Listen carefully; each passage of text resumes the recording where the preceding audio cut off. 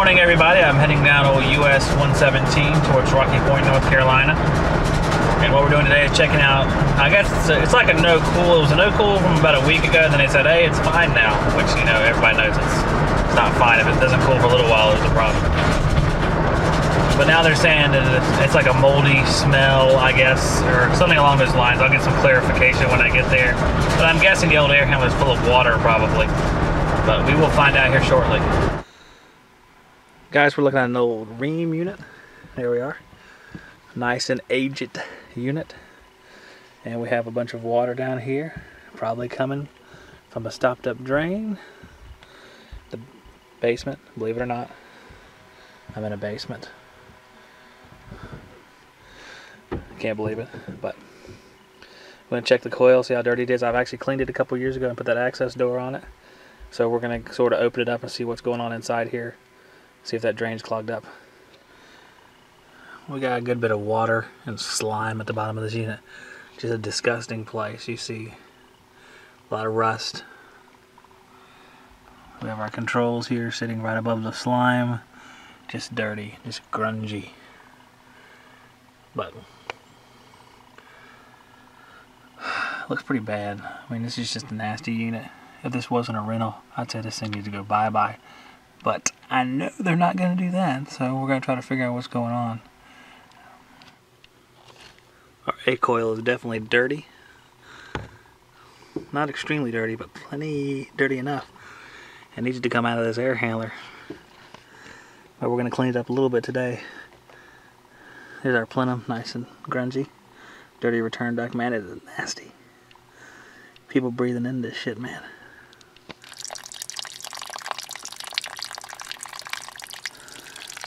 There's our water out of the drain. And there's our stuff that's in the drain pan. Mmm, yummy.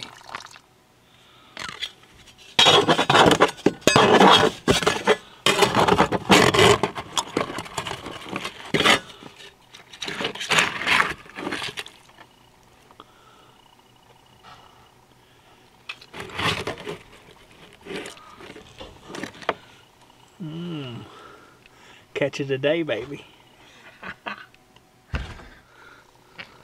Nasty.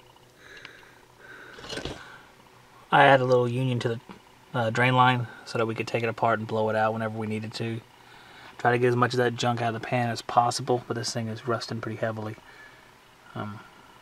This just unit needs to go bye-bye, but I know it's not. So we're just going to try to clean it up the best we can. I mean, the thing is filled with water. I mean, it's disgusting. But so the drain's clear. We blew it out with gallow gun cartridges. So I'm going to put everything back together and start the system up outside and see what it looks like. I remembered a couple weeks ago there was a complaint for no cooling, but they called me back the day after and said it was working fine. So it's kind of a strange thing. But what I decided to do was go into where the blower capacitor is on these Rheem units and check it out. And here's our blower capacitor. Making sure that you get all the rust off of the terminal so you get a good reading. And what happened is it rated at 1.9 microfarads instead of 5. So that would definitely explain why you would have periodic cooling loss, because the capacitor was too weak to start the fan motor. So we're going to switch it out, and we'll probably check the outdoor one too just to make sure. But that could definitely explain our little issue. Well, I'm out of the outdoor unit now. It's a Rheem from 1998. And I go to turn off the disconnect and voltage is still flowing through it. So I had to change the disconnect, and now the capacitor is bad. Dual run capacitor, so we have a little unfortunate string of events here. So I'm going to go get a new capacitor, which I had to actually get a 40 and a 3, because it's a 40/3, but I don't carry those, so I got to go get my 3 microfarad, and then probably a dual run 40/5 and use the 40 side. So here we go.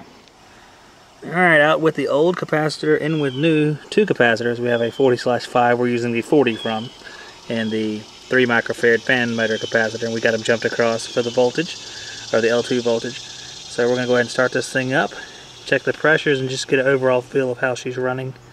I'm sure it's going to be spectacular. Alright, the old Rheem's up and running. We are running about a 40-degree superheat and a 20-degree subcooling. We're pretty cool outside. We're not cool enough where 40-degree superheat and 53 psi is correct. It is not. So we definitely need to add a little bit of charge to this unit. The subcooling is a little bit higher. could be because of the temperature outside. That's what I would figure. So we're going to add a little bit of charge so we can bring our superheat down to the target, which is 18. Let's see how we look then. Alright guys, as you see, our pressures are 24 degrees on the subcooling, which is high. The low superheat of 7.5. Our target was 18. I took it beyond the mark a little bit here, and you see our suction pressure is 56. So what I did is I went to check to see how much airflow we were actually getting the returns, and we were getting an estimated 750 CFM for this 3-ton system, which should be 1200 CFM. So we're way below where we should be. So we're not going to be able to properly charge it. We've charged it up a little bit, whereas on a day when it's warmer, because right now it's 70 degrees, it's actually below 70 inside. It will actually run and not freeze. But on days when it gets cooler or is mild, there will be a danger of freezing. So the system definitely got some problems with it. It's mismatched as well. So the duct system is too long. It's too much length on the duct system, and it's too restrictive as far as the sizing. But what we do about it is you either change the ductwork, you can try to change the type of blower, but it's all half measures until you rip it all out and replace it. It's just, you know, patchwork. But that's where we are today. We got it so it will be cooling at least, just definitely miles away from where it should be.